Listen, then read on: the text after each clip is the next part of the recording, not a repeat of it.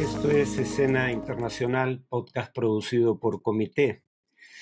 Como sabrán, el gobierno federal de los Estados Unidos ha ordenado a la Guardia Nacional desplegarse en Los Ángeles, así como a cientos de miembros de las Fuerzas Armadas, los Marines específicamente, y Trump alega que esto era necesario. En la red Truth Social dijo, cito, el incompetente gobernador Gavin Newsom y la alcaldesa de Los Ángeles, Karen Bass, han sido muy lentos y permitieron el desastre. El gobernador californiano Gavin Newsom en la red social X, la de Elon Musk, dijo, no hay en este momento necesidad de ese despliegue, quería decir, y añadía, es deliberadamente provocador y solo escalará las tensiones. ¿Quién tiene razón? Tiendo a creer que el gobernador Newsom. Primero habría que decir que Trump se preparó para este escenario desde la campaña. Ya en la campaña electoral y en los primeros meses de gobierno, tanto Trump como algunos de sus asesores dijeron que tomarían represalias contra las llamadas ciudades santuarios, es decir, contra ciudades que no colaboren con la labor de deportaciones masivas del gobierno federal.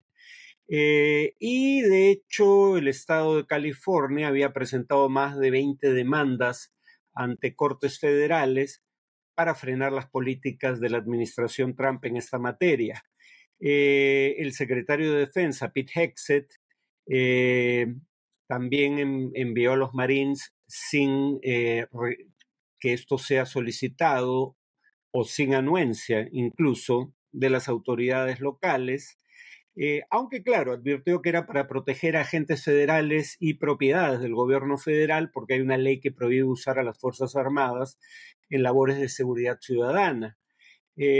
Ahora, la prueba de que esto no se restringía a lo que había pasado en Los Ángeles es que el presidente Trump había dicho a su vez, vamos a tener tropas en todas partes, y Stephen Miller, el subjefe de su gabinete, llamó a las protestas en Los Ángeles una insurrección violenta.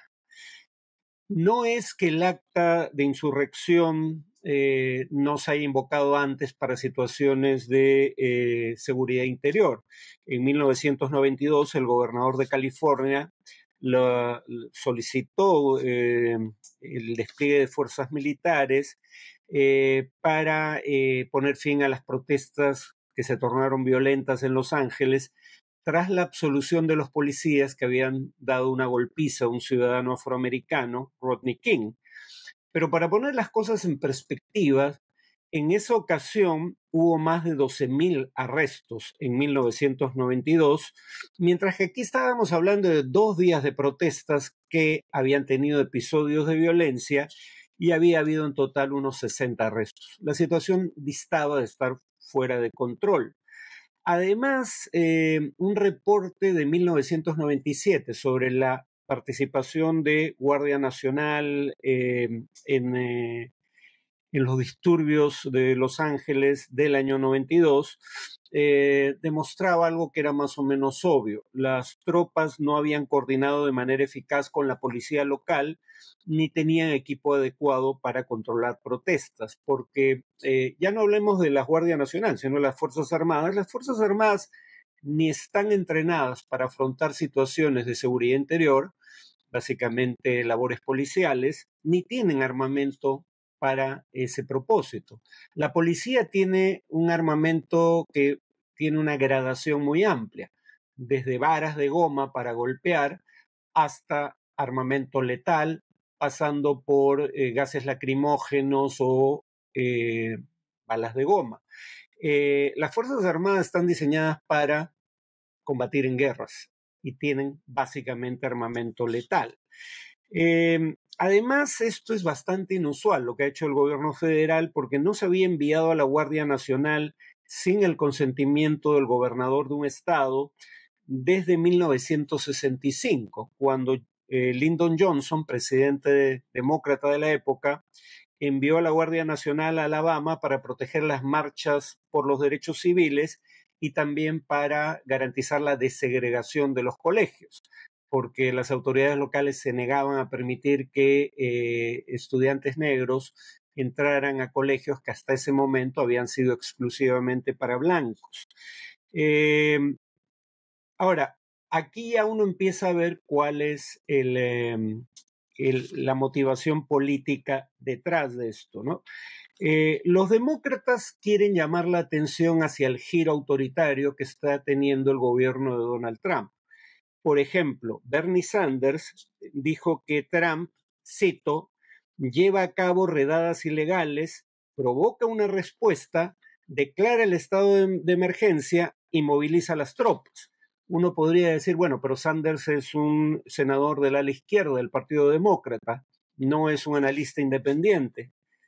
Pero la revista The Economist dice básicamente lo mismo, ¿no?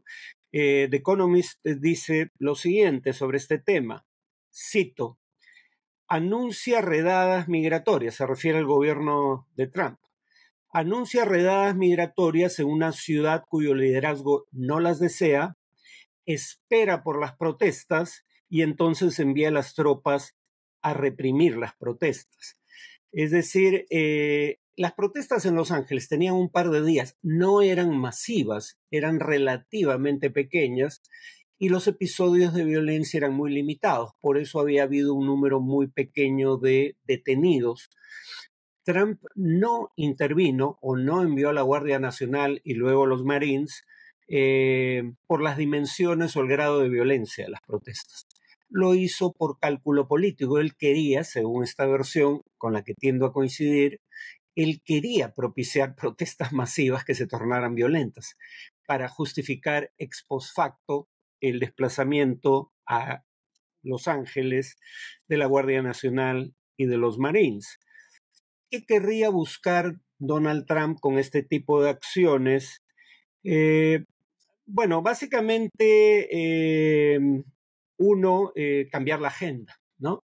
La agenda empezaba a girar en torno a los problemas económicos que generan las políticas de Trump y en torno a los primeros signos de resistencia a su agenda legislativa en el Senado de los Estados Unidos.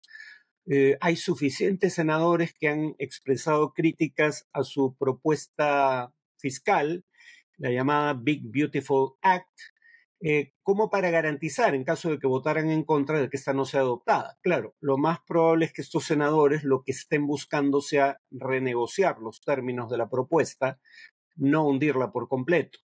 Pero en todo caso, teníamos una situación en donde la aprobación de Trump estaba cayendo y ya era baja para estándares históricos en esta etapa de la gestión, por problemas económicos, por la rebelión de algunos senadores que hasta este momento nunca habían expresado, salvo hasta 3, pero con 3 los republicanos mantenían la mayoría en el Senado, porque tienen 53 de 100 senadores. Si 3 desertan, hay empate, 50-50, y en caso de empate dirime el vicepresidente, que es republicano. Entonces no podían permitir que más de 3 senadores abandonaran la posición oficial. Y además era sabido que con la notable excepción de las marchas de mujeres en 2017 del movimiento Me Too, salvo en esa ocasión, las protestas masivas en Estados Unidos en años recientes, y yo diría en décadas recientes, siempre habían tenido algún elemento o episodios de violencia. Desde las protestas de fines de los 60 que llevaron a que Nixon proclamara que si bien los movilizados en las calles eran mayoritariamente críticos de su gobierno, había una mayoría silenciosa, es decir, que no participaba en protestas públicas, que apoyaba su posición, y la siguiente elección presidencial pareció darle la razón, ¿no? En el sentido de que Nixon ganó la elección. Pasando por las protestas del movimiento Black Lives Matter, las protestas violentas, sobre todo, para decirlo con claridad, cuando son protagonizadas por miembros de minorías étnicas, tienden a provocar temores políticos y animadversión en sectores de la sociedad, sobre todo, aunque no exclusivamente, blancos de origen europeo. Entonces, en ese sentido, la violencia en protestas suele históricamente beneficiar a los republicanos, a posiciones conservadoras, por el temor que genera.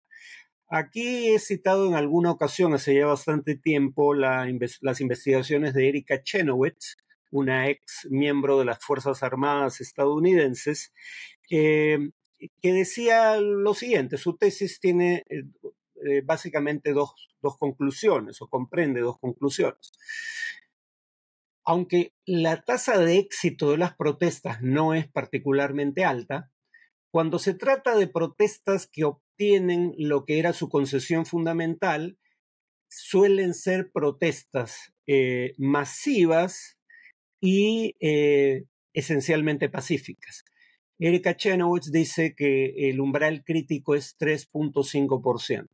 Cuando 3.5% o más de la población adulta participa en las protestas, la probabilidad de éxito crece significativamente.